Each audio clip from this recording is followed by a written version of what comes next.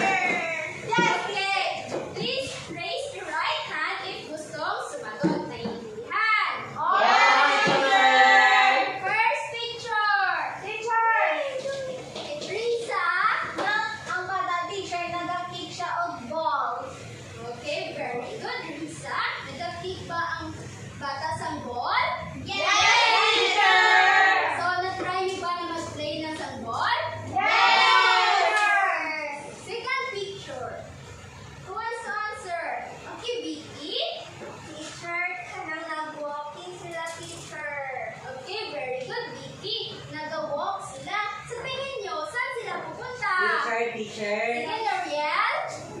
Magpunta po sila sa school. Okay, very good.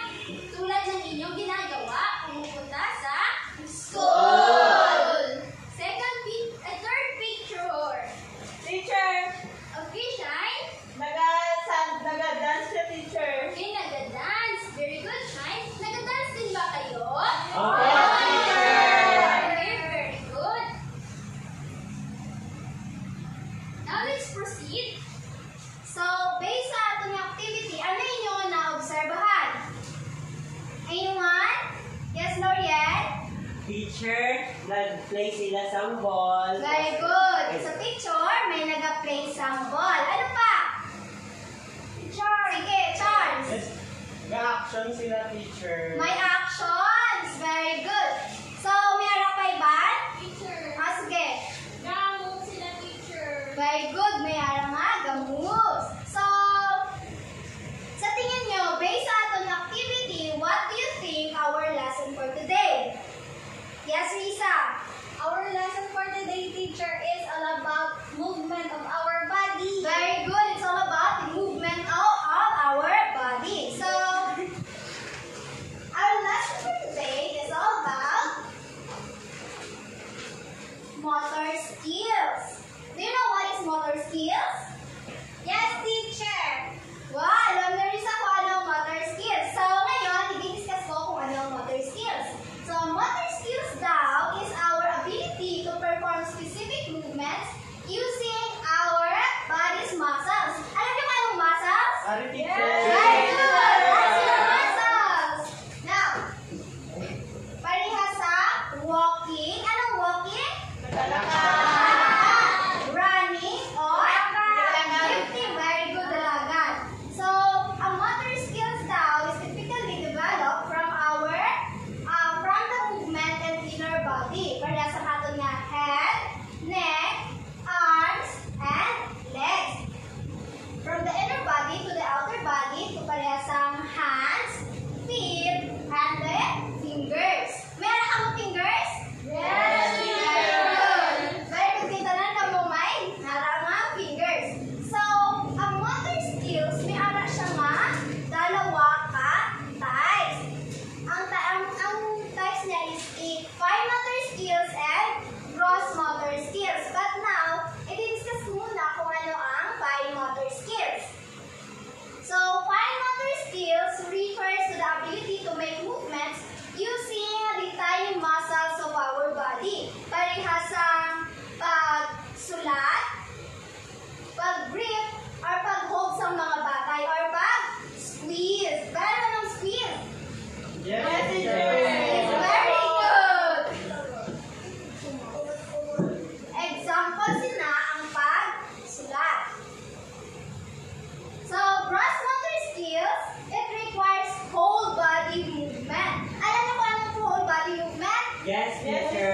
Yes! Tanan nga? Lawas.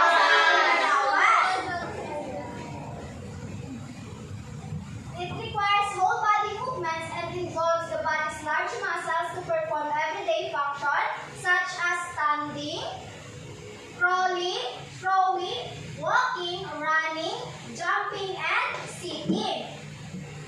May natandaan ba kayo sa discussion? Yes, teacher. Okay, very good. Ano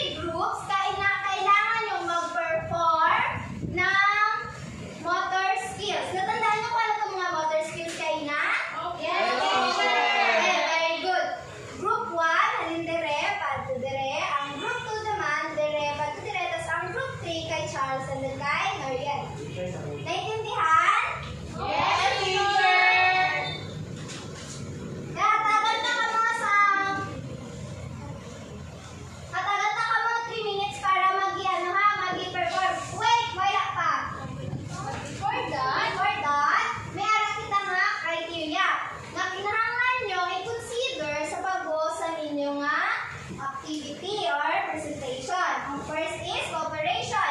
Kung paano ka mag-cooperate sa inyong mga grupo. Next, ang presentation. Kung paano na-present karon ang inyong activity. And then, the execution or cooperation sa grupo nyo. And then lastly, ang energy. Kinahanglan? Energy! Very good. Now, let's start. Mag-iano na kamato na kamo sa grupo nyo tapos mag-limiting na kamo. Kung ano ang motor skills ng inyo ay perform.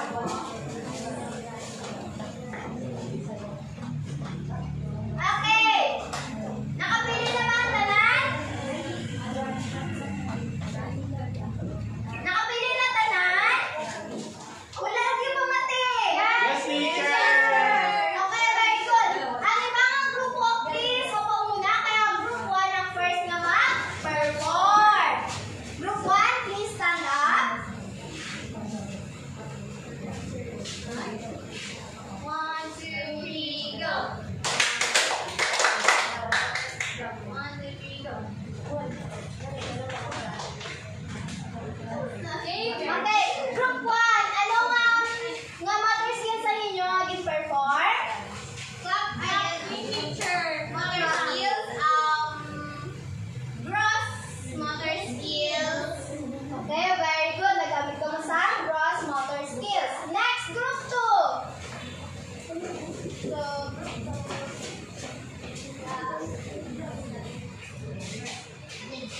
ano na lang? 1, 2, 3, go.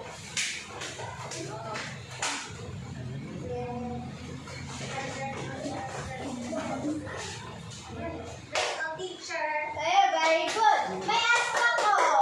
Ano nga motor skills ang perform nyo? Gross motor skill, teacher. Ano gross motor skills din? Okay, palakpakan. Next group. Ayun na lang. Linya. Na. 1, 2, 3, go! Tapos na, teacher. Tapos na. Ano nga motor skills ang perform nyo? Gross motor skills, teacher. Gross motor skills na rin. Okay, palakpakan. Very good, everyone. Give yourselves a 5 claps. 1, 2, 3, 4, 5. Very good. Now, let's have a quiz. So, get 1 half sheet of paper and your pen.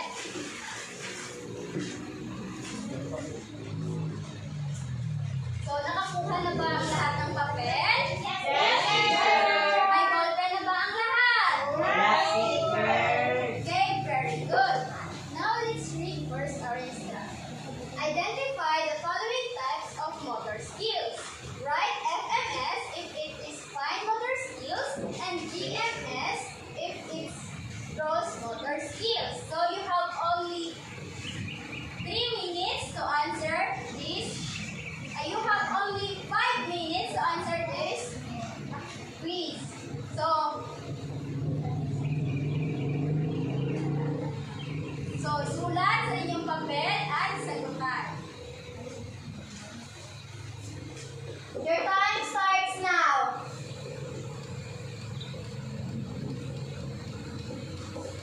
Okay, time's up. Raise your pen. Everyone, raise your pen. Pen. You're not listening. Pen.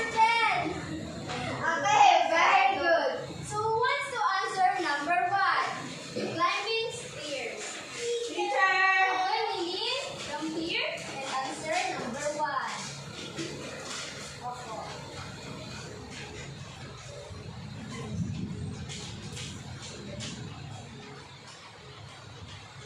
Okay, very good, Lilin. So is her answer is correct? Yes, Okay, very good. Who wants to answer number 2? teacher! Okay, Shine, come here. 2. Throwing a ball. Okay, very good. Who wants to answer number 3? Okay, Noriel, come here. Gusto ni Noriel mag-i-answer sa board. Okay.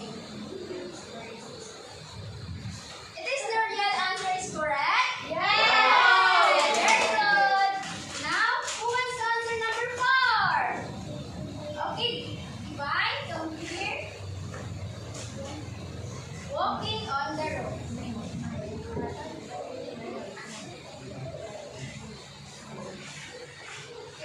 Is this divine answer is correct? Yes, teacher. How about number 5? Who wants to answer? Okay, Risa. Let's give chance to others, please, ha? Okay, is her answer is correct? No, teacher. Yes, teacher. No. Bakit, teacher? Okay, Charles, come here in front and answer number 5. Thank you for your participation, Risa. Okay, very good, Charles. Tama na ba ang sagot ni Charles? Yes. Okay, very good. Who wants to answer number 6? Okay, Vicky, come here.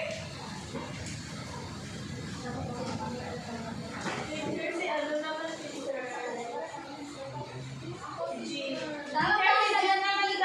Si Divine na, teacher. Sila? Teacher, si Divine. Okay, Jake, come here. Si Divine, teacher. Answer.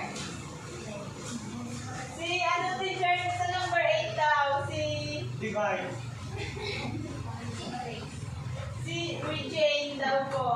Okay, very good. Sino na ang next answer?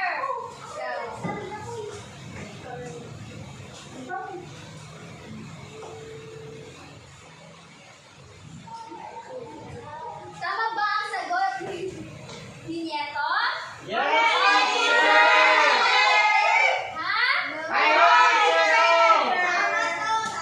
Okay, thank you for your participation. So, sino gusto mag-answer? Teacher. Si Shai. Come here, Shai.